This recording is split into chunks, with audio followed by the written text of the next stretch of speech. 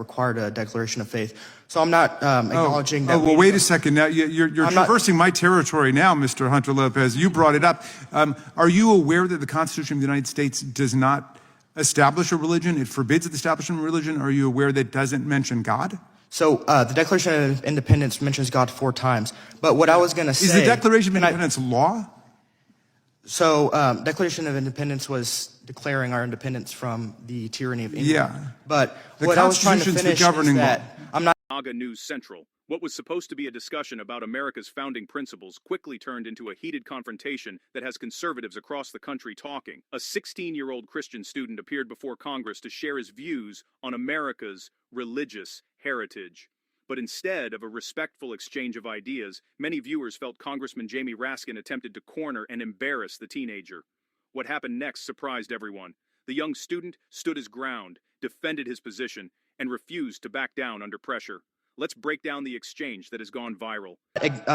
Suggesting that we need to go back to taking, tests or saying that you have to acknowledge. Wait, do you know that Thomas Jefferson was denounced as an infidel who wrote the Declaration of Independence because he didn't believe in the establishment of religion, and he and Madison were emphatic about separating church and state? That's the whole glory of our constitutional design in our history, that they rebelled against centuries of religious warfare between the Catholics and the Protestants and witchcraft trials, Inquisition, Holy Crusades. America proclaimed the separation of church and state, what Thomas Jefferson described in his famous letter to the Danbury Baptists as a wall of separation. That was a letter, not a law. Okay, so your position is that America is a theocracy? You didn't let me finish my original statement, and I understand you have limited time, but what I was going to say is I'm not suggesting we need to go back to anything that's in writing, but what I am saying is we need to acknowledge... Well, I think we should go back to something in writing. I think we should go back to the First Amendment. Oh, yes, the Constitution, yes, obviously, but what I'm saying is that, how I said original colonies were requiring declaration of faith to run for office. I'm not saying we have That's why we have a First Amendment. What I'm saying is that we do... That's precisely why Jefferson wrote it. We do need to acknowledge our Christian heritage in America. That's what I'm trying to... You can acknowledge whatever heritage you want, but you can't impose an establishment of religion on other people. That's the greatness. I'm not suggesting that at all. I'm just saying we need to acknowledge our heritage. That's what I'm saying. Everybody can acknowledge their own heritage. Do you agree with that? American heritage, not just any heritage, is what I'm saying. Oh, you don't think that you're allowed to acknowledge your Christian heritage or your Jewish heritage or your Muslim heritage? I'm saying you members of Congress need to acknowledge American heritage. Yes, indeed. And you know how we do that? By abiding by the Constitution of the United States, which is why that's exactly where I began. Ms. Tyler, what do you think about this? Thanks for being here and being boldly telling us about what happened. Can you tell us what are the requirements to create a student club at your school? The requirements are to have 10 members, a teacher that's willing to sponsor, and a room to meet. And did the Republican club that you formed meet those requirements? We did on day 1. It did, and was your club allowed to be created? No, we were actually notified that we were denied due to political nature, even though other ideological groups, including groups promoting gender-affirming ideology, were approved. Why do you think the school had such a sort of obvious double standard? I'm not sure if it's the educational establishment. It could be any of those. It could be the principals that have been in the system for a while. They just don't want conservative values. I think it's a trend we've seen with, how Charlie Kirk was on campuses and on high school campuses. I think that they think conservative values are a threat because they're true. And how has the school administration either encouraged or supported World Hijab Day? Our principal actually wore the hijab 2 years in a row that we know of. It could be more. She's posted it, promoted on social media, saying she, quote, loved it, all caps. And they're just promoting these events like nothing, but our club, on the other hand, has to receive strict, first of all, we weren't approved in the first place, and then once we were the only club that couldn't have other privileges that other groups had, and they took down our posters. And so there's just a lot of things in this double standard clearly to favor the Islamic group. Is it true that your school's libraries offer Islamic literature, like the Quran and other things? Yes, so McMillan Junior High and Wiley ISD offers a Quran, but no Bible available. But no Bible. So there's a Quran, but the Bible's not allowed. Correct. Is that true in multiple libraries? From what I know, confirmed, it's McMillan Junior High is one that I know of. I can look at the other libraries and submit them to you if I find any other findings. Okay. Have you talked to the school about why they would allow a Quran but not a Bible? So I haven't, the principals actually run away from me and hide, so I can't have a discussion with my principals because I act like an adult and they act like children. Yeah, well, you very much are acting like an adult. They probably don't want to be on the record with that policy, given how egregious it is. When clubs such as your sponsor visitors to come to the school and speak about club interests, whatever they are they subject to security screenings? So when our club has guest speakers, including a state representative or a congressman, we have to submit 2 weeks in advance paperwork. We have to submit a week in advance background check. We have to submit their staff if they're coming. All these lengthy processes. I often have to miss my lunch period and skip lunch, skip a meal to fill these out. But on the other hand, the Islamic group got favorable treatment.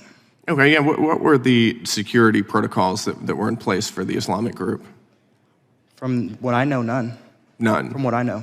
So typically, you have to go through a lengthy background Correct. process, but this Islamic group didn't have to. Correct. Obviously, they didn't background check, the organization because it has multiple terror links, and they didn't. I guess they didn't check the Sharia pamphlets that they gave us or the Qurans with the Shahada card. They didn't. They were perfectly fine with it because the principal was there that day, just looking at it, perfectly fine.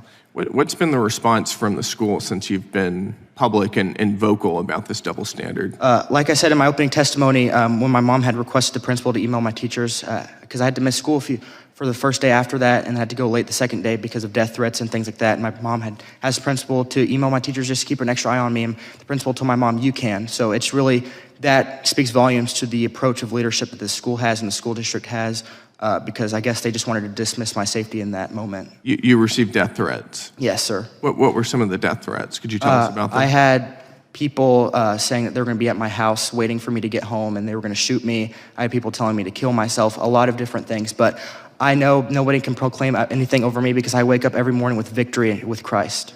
Amen. That's exactly right. What has the school's response been to these death threats? Like I said, that first day it was very dismissive. I actually received a death threat last year, and I believe I have emails, and I could submit them to the record of the principal saying, "Oh, things are already taken care of." Very, I would say, downgrading it or just minimizing specific situations. I can submit those emails to the record. I just want to be clear. You had a threat against your life, somebody saying that they were going to come to your house and murder you. Correct. And your school's response was dismissive. The discussion centered on America's Christian heritage and the role religion played in the nation's founding. The teenage witness argued that America's history cannot be fully understood without recognizing the influence of Christianity on the country's development. But Congressman Jamie Raskin immediately challenged that argument.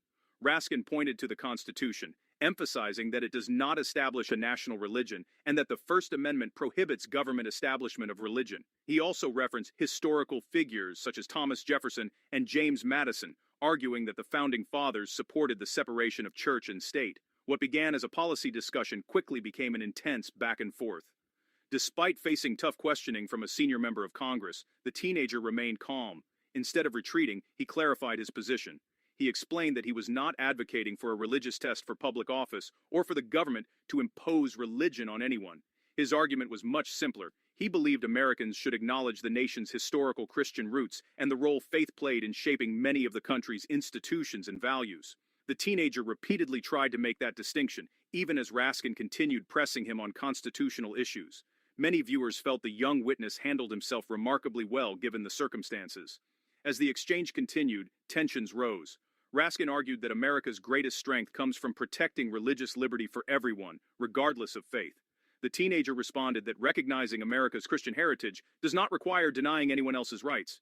At that point, the hearing became more than just a constitutional debate. It became a broader discussion about national identity, history, and what Americans should teach future generations about the country's founding. Supporters of the teenager believed he was simply asking for historical recognition. Supporters of Raskin argued that government must remain neutral on religious matters. The disagreement could not have been clearer. Before we continue, if you're enjoying this coverage of the biggest political moments happening in America today, make sure to hit the subscribe button, turn on notifications, and join the MAGA News Central community. Now let's get to the moment that had everyone talking. By the end of the exchange, many conservatives felt the teenager had accomplished something remarkable. He stood before members of Congress, defended his beliefs, and remained composed under intense questioning.